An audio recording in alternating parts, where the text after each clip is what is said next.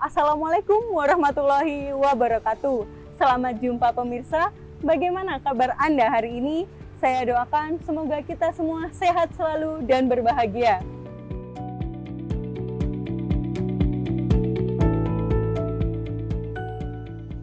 Saya, Audi Tias Mega, senang sekali dapat menemani Anda dalam beraktivitas. Semoga aktivitas Anda hari ini lancar, mendapatkan barokah dan manfaat. Amin.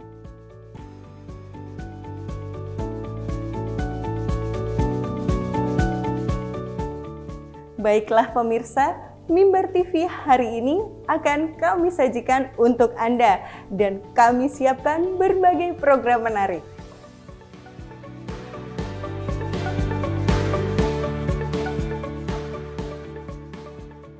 Dan tentunya Mimbar TV selalu mempersembahkan program-program yang menarik, berkualitas, membuka wawasan, dan menjadi informasi positif, inspiratif yang spesial untuk Anda hari ini. Semoga para pemirsa semuanya mendapatkan manfaat dari berbagai program yang telah kami sajikan.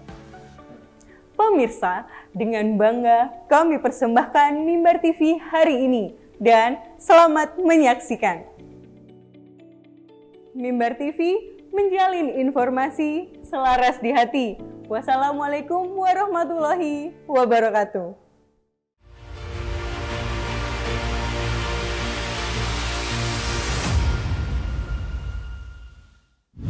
Assalamualaikum warahmatullahi wabarakatuh. Saya Kepala Bidang Pendidikan Madrasah Kantor Wilayah Kementerian Agama Provinsi Jawa Timur mengucapkan terima kasih pada hari ini saya hadir di Mimbar TV. Ini luar biasa. Kalau dulu kita mengenal MPA, ini berkembang mengikuti era digitalisasi, ini juga telah ada Mimbar TV. Nah, luar biasa. Ini merupakan media untuk menyampaikan informasi-informasi terkait dengan segala aktivitas Kementerian Agama di Jawa Timur. Dan saya sampaikan selamat untuk beraktivitas, selamat untuk berproduksi, khususnya kepada madrasah. Jika memiliki sesuatu yang perlu ditayangkan, di branding, nah, silahkan bisa menghubungi ke Mimbar TV. Misalnya terkait dengan profil madrasah, terkait dengan prestasi madrasah. Ini kesempatan yang terbaik dan saya sudah bicara dengan para kru, siap melayani di seluruh pelosok Jawa Timur.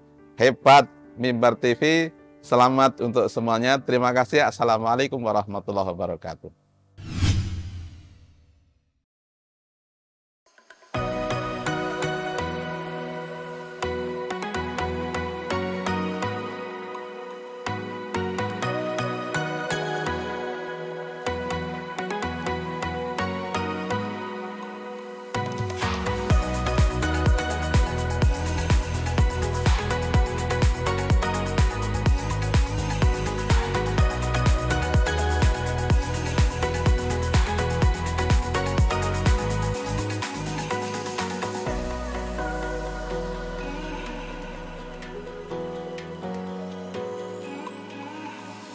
Satu Pasuruan yang syarat dengan berbagai macam literasi yang saya ingin gali lagi, seperti apa literasi di Man 1 Pasuruan. Dan saat ini saya sudah bersama dengan satu guru prestasi kita, yaitu Bapak Eka Sugeng Arya di MPD. Assalamualaikum Bapak. Waalaikumsalam warahmatullahi wabarakatuh. Ya, sehat hari ini? Alhamdulillah sehat. Ya, masih dengan hobi literasinya ya? Masih, alhamdulillah.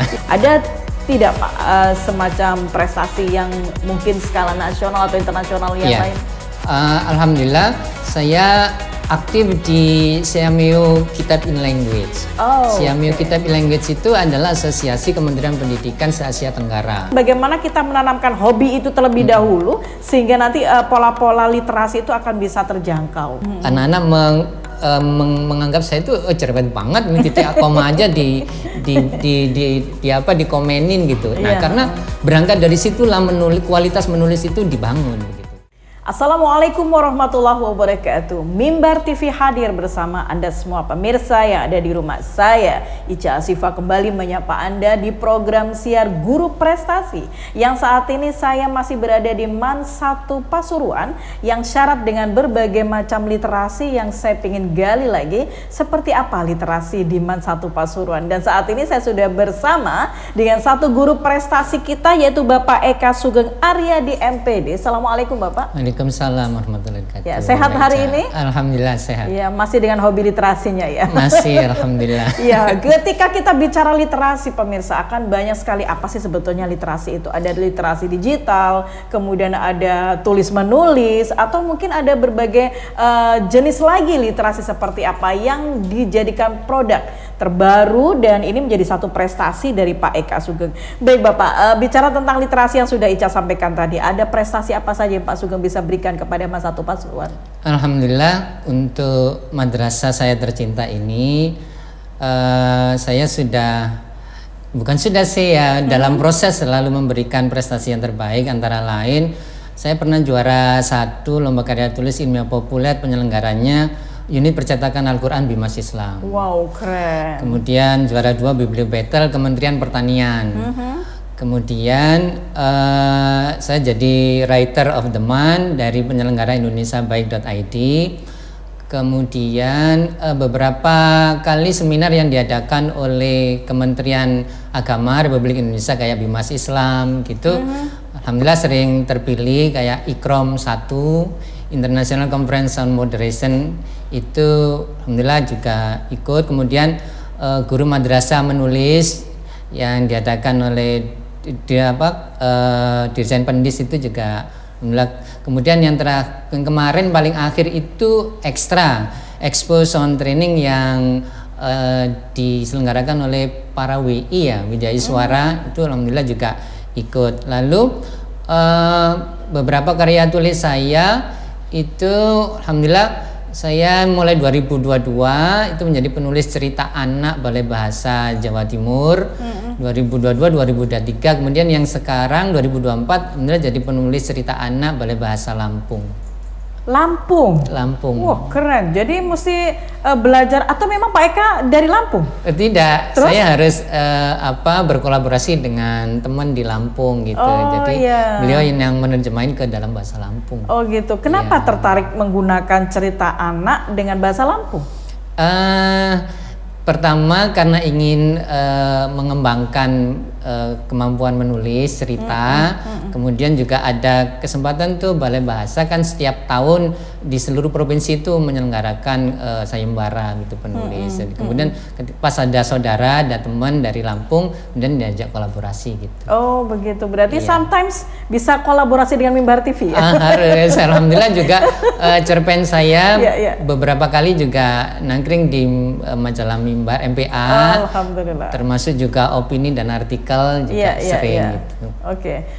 Menulis cerita anak, kenapa harus cerita anak yang dipilih oleh Pak Eka? Mungkin karena saya suka anak-anak, kemudian juga proses kreatifnya juga unik, lucu, sehingga benar-benar harus bisa membuat sebuah cerita yang presisi gitu, yang tidak bertele-tele. Kalau bikin cerpen novel gitu, cerpen atau novel kan harus muter-muter banget ya ke dunia remaja dan lain-lain. Kalau cerita anak itu ya kan? Improve-nya itu.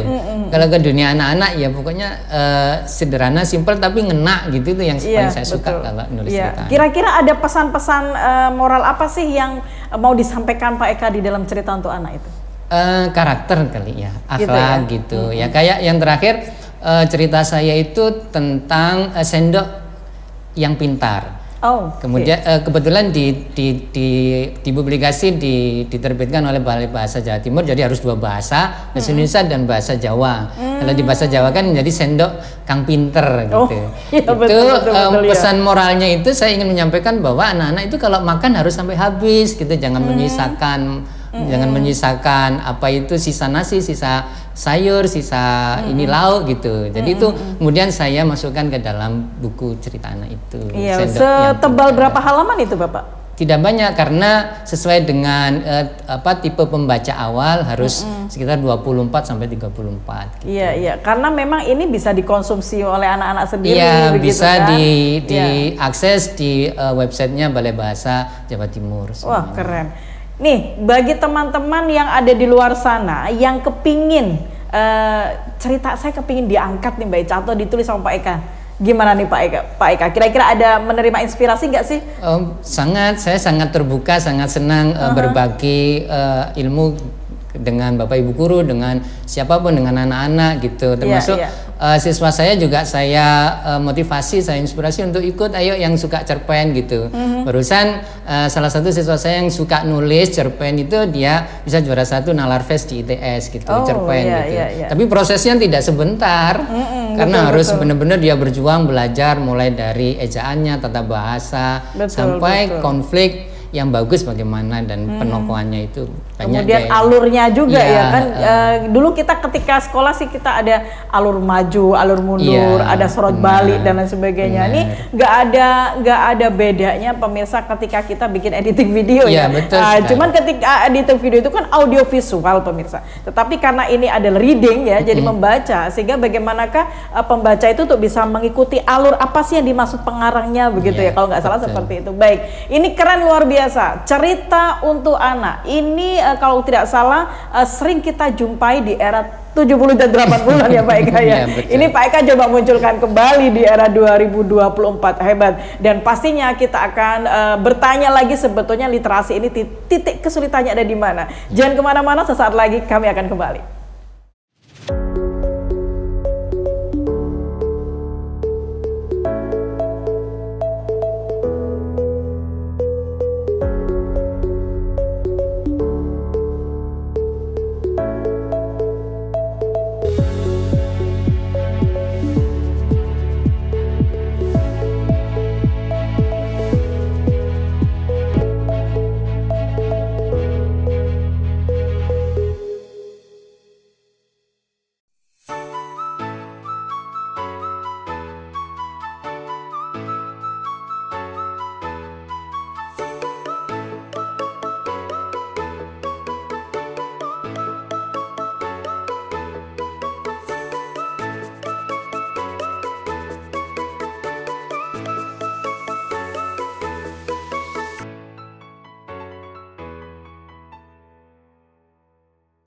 Baik, pemirsa, bicara tentang literasi, ini sangat menarik sekali dan tentunya akan menjadi inspirasi tersendiri bagi mereka yang suka menulis dan suka membaca.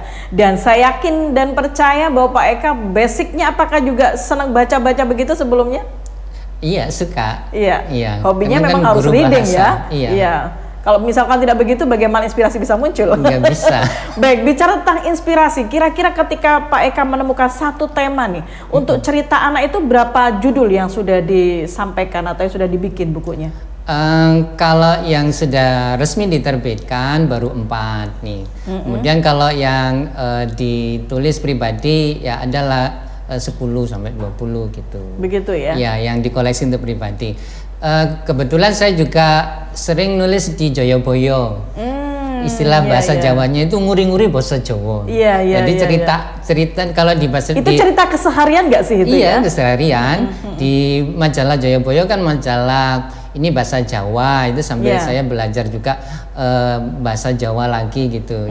Jadi, emang bukan dari Jawa? Dari Jawa, cuma Jawa saya ini yang bukan Jawa yang benar-benar Jawa. Wah, ini Jawa produk tidak asli pemirsa. Jadi perlu saya bermaksud ada pendalaman lagi ya. Iya benar gitu. Ya, tapi memang ketika kita mencoba mencari inspirasi cerita itu, benarkah sih inspirasi itu muncul dari memang tidak sekedar menghayal, tapi ada produk-produk nyata di dalam kehidupan kita yang terjadi? Iya, saya merasakan ide itu berangkat dari pengalaman keseharian. Kemudian pasti harus kita melakukan riset yang bisa dicari di media sosial atau di internet begitu untuk menguatkan jalur ceritanya atau jalan ceritanya itu. Jadi tidak bisa hanya berangkat dari pengalaman sehari-hari aja yang kita temui seperti biasanya itu. Harus diperkuat dengan fakta-faktanya, ya faktanya, peristiwa-peristiwa apa yang pernah dialami. Teknik penulisannya pun itu tidak bisa dipelajari secara otodidak, tapi harus benar-benar belajar pada ahlinya, entah itu online atau offline gitu. Gitu nah itu yang biasanya saya juga sharingkan kepada anak-anak. Boleh kamu belajar mandiri, iya, cari ilmu sebanyak-banyaknya di YouTube di mana aja gitu. Tapi untuk sharing ide secara langsung itu at least kamu harus dengan Bapak Ibu guru gitu, sehingga ide kamu, tulisan cerita kamu itu benar-benar fix gitu, enak dibaca gitu. Ya, kira-kira ini Bapak, antara cerita pendek dengan cerita untuk anak beda tipis tidak sih itu? Beda tapi tipis banget sih memang. Begitu gitu. Ya. Bedanya di mananya itu Pak? Ya, halus kalau gitu cerita, kalau kita bikin cerita anak, seakan-akan saya ini harus seperti memposisikan anak-anak gitu. Ya, kadang pun saya kalau sudah selesai itu saya minta anak saya untuk bacain. Kira-kira kamu ngerti nggak sih? Kira-kira enak nggak kamu itu bacanya? Testimoninya harus ke anak dulu ya. Testimoninya ke anak-anak dulu gitu. Kalau cerita pendek, ya ini tergantung segmen yang mau kita kirimin sih gitu. Kalau sasarannya siapa ya, sasarannya yang itu. Biasanya saya lebih suka nulis tentang keadaan di kelas, di madrasah gitu, di sekolah gitu. Jadi kayak menulis itu benar-benar nyatu apa yang saya mau ungkapkan itu terwakili terrepresentasi dalam cerita itu, kayak puas gitu kalau udah nulis cerita gitu. Jadi kayak nyindir-nyindir banget sih gitu.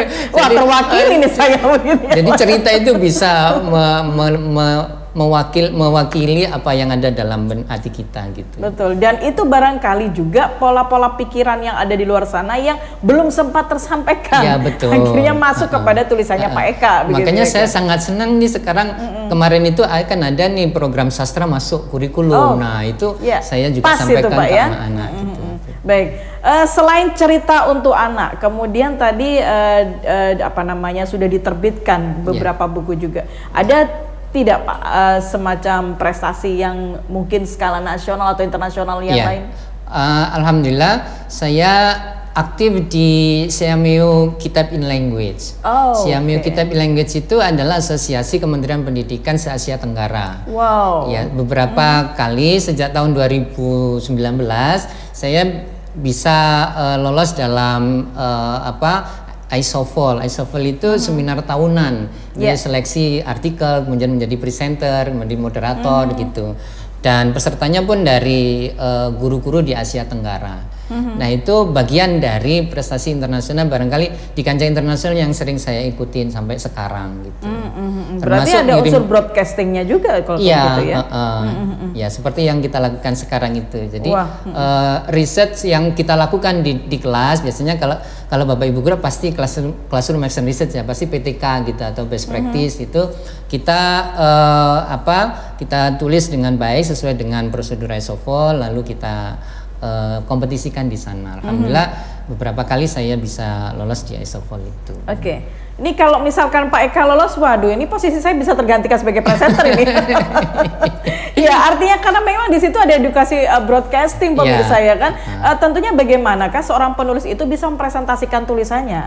Ya kan, bagaimana dia bisa membawa audiensnya itu untuk bisa mengikuti alur pemikiran dari penulis. Betul. Begitukah Pak kira-kira? Iya, dan itulah kemudian yang saya sharingkan, yang saya tularkan pada Bapak Ibu guru dan anak-anak semuanya itu. Alhamdulillah Bapak Ibu guru juga beberapa sekarang sudah berangkat ikram, ada yang sudah berangkat ikram tuh sekarang internasional moderation itu, alhamdulillah lolos. Kemudian juga guru lolos kemarin di konferensi Asia Afrika gitu. Kemudian di guru madrasah menulis juga. Itu bagian dari gentak tular saya pada teman-teman gitu. Dan alhamdulillah sekarang di madrasah Man 1 Pasuruan ini juga sudah terbit jurnal. Jurnal Pena Emas itu untuk memfasilitasi Pena Emas gitu. Ya, Pena Emas. Untuk memfasilitasi kreativitas menulis Bapak Ibu guru dan para siswa gitu. Ini keren kalau misalkan ini bisa betul-betul ada di lembaga kita dan itu bisa dibudayakan. Baik pemirsa, jangan kemana-mana, kita di segmen 3 nanti akan bertanya bagaimanakah trik dan tipsnya Pak Eka untuk bisa membudayakan literasi ini di Man 1 Pasuruan. Jangan kemana-mana, kami akan kembali.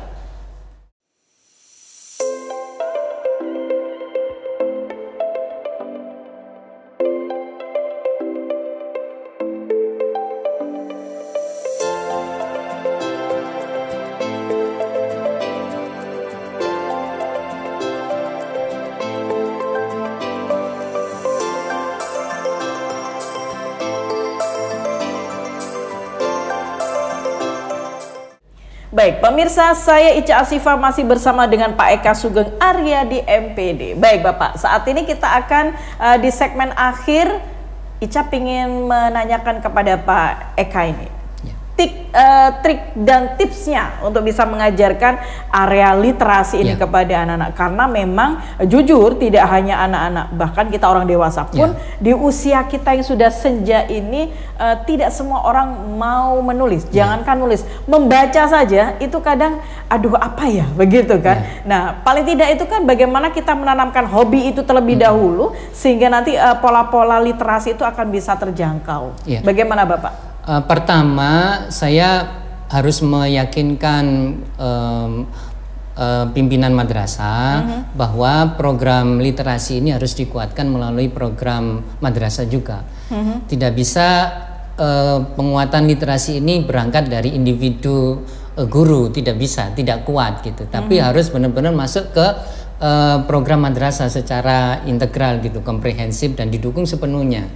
Alhamdulillah seperti jurnal ini, alhamdulillah sekarang sudah tahun kedua, Bapak Ibu guru juga termotivasi untuk menulis, untuk ber-PTK. Kemudian anak-anak pun juga begitu, di Prodistik itu setiap tahun anak-anak pasti diwajibkan untuk menulis karya akhir. Dan itu ada apresiasi untuk dimasukkan ke jurnal, juga diapresiasi ketika saat wisuda.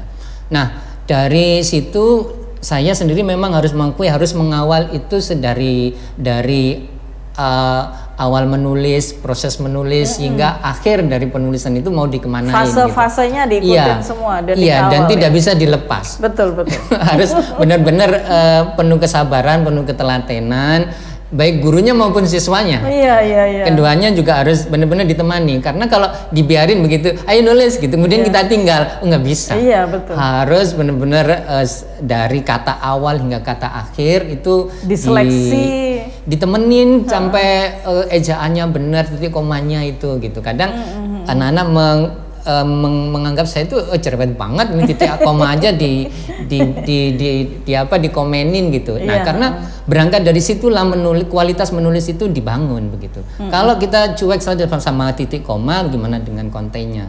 Nah, itu yang selama ini saya lakukan, berusaha untuk memberikan proses yang berkualitas, tidak hanya berpaku pada hasil. Dan alhamdulillah beberapa nanti anak-anak yang sudah saya bimbing untuk lomba esai, lomba karya tulis, lomba puisi, cerpen dan sebagainya itu, alhamdulillah sekarang sudah ada hasilnya, meskipun belum benar-benar berkualitas sebagaimana yang diharapkan, tapi paling tidak hasil yang diharapkan, literasi anak-anak itu meningkat dari kualitas cara berpikirnya, cara membuat kalimat, membuat paragraf. Karena berliterasi kan tidak hanya sekedar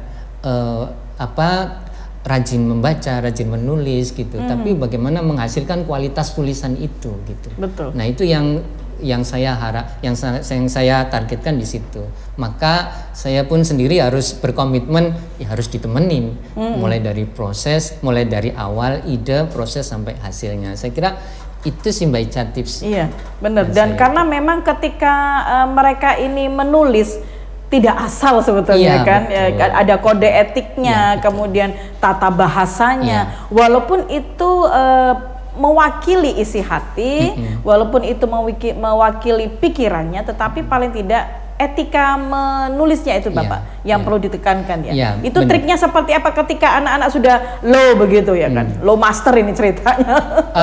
Tentu saya harus memberikan contoh pada anak-anak itu. Kalau saya mengajak mereka untuk berlomba, maka saya pun harus berlomba.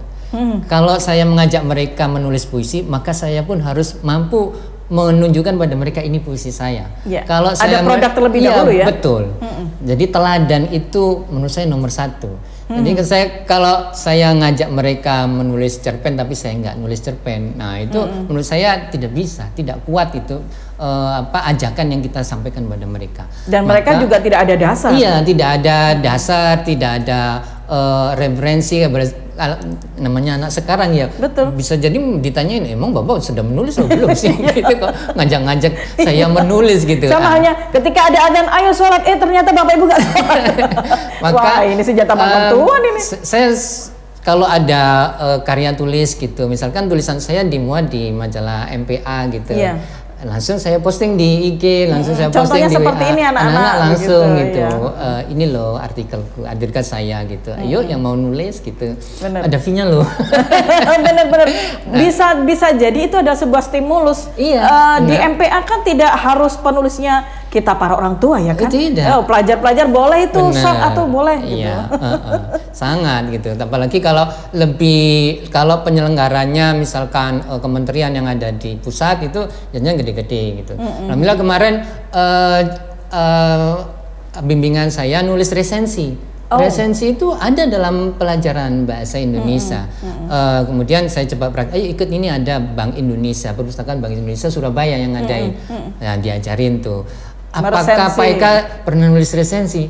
Saya pernah, tapi saya nggak pernah juara gitu. Oh nggak apa-apa Mbak, yang penting Mbak Eka pernah gitu. Oh ya sudah, ayo tak bimbing. Alhamdulillah tuh juara 3. Bersaing dengan para mahasiswa-mahasiswa. Keren gitu, ya kan? Ya, artinya tips dan trik saya, ya menurut saya paling tepat ya teladan itu harus diutamakan. Kalau kita menyuruh ya kita harus melakukan. Lalu pendampingan secara intensif itu harus, tidak bisa diajak kemudian ditinggal. Betul. Ya saya tunggu hasilnya ya gitu. Nggak bisa. Harus ikut berproses. Harus ikut berproses. Dan saya minta anak-anak hargai prosesnya. Tidak juara nggak masalah, yang penting kamu mau ada berpengalaman itu udah keren. Pengalamannya. Baik, terakhir Pak Eka, apa harapan Pak Eka sebagai guru prestasi di bidang literasi? Saya berharap tidak hanya saya yang berprestasi. Saya berusaha mengajak, kemudian bahasa kerennya mungkin memprovokasi ya. Boleh. Teman-teman untuk ayo ikut, ikut event ini, Apakah Pak Eka sudah?